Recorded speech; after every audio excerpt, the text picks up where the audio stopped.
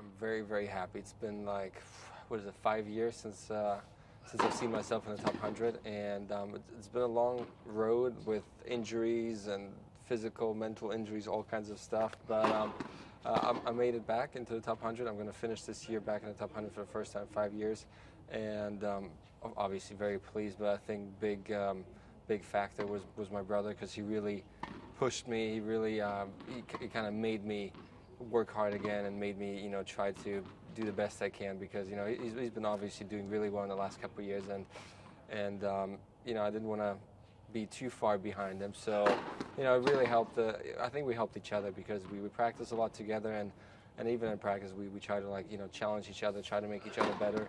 And he was definitely a big factor. And I just thought, why not? Because I feel like I can still play well and still do some damage here or there, and I just try to focus a little bit more. I think I hit bottom when I had the wrist surgery in 2014, and at some point I was there. I couldn't even hold a racket, and I was at home. I was like, I have nothing to do, and my brother's doing well, but he has my dad. He doesn't need a coach. And actually, I started traveling with a couple 18, 19-year-olds who are friends of the family, and they were playing futures, and I started traveling with them as a coach. I had nothing to do, and I wanted to be somewhat productive, and I wanted to stay in the tennis world. And I started doing that, and then I realized after a while that I miss playing myself. And there were actually a few days when I started to come back, and I started with okay, now I can hold the racket, now I can actually play backhand slice only, and it took a really long time before I can hit forehands again.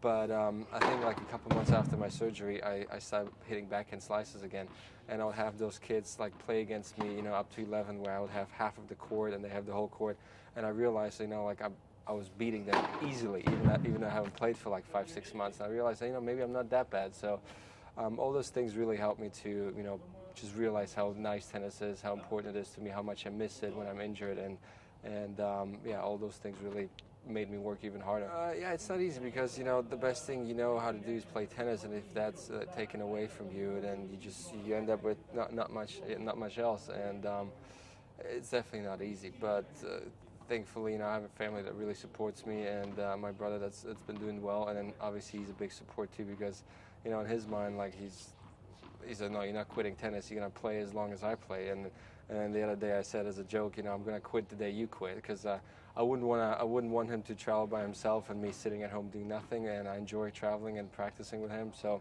I said, I'm going to play as long as you try to play. So I was ranked 45 2009. I want to be at least 44 one day. So it's a tough and a long way, and tennis has changed and it is improving every couple of years, So, but I think I can do it, and I want to do it, and hopefully next year I can finish off with a career best ranking, and maybe some more victories.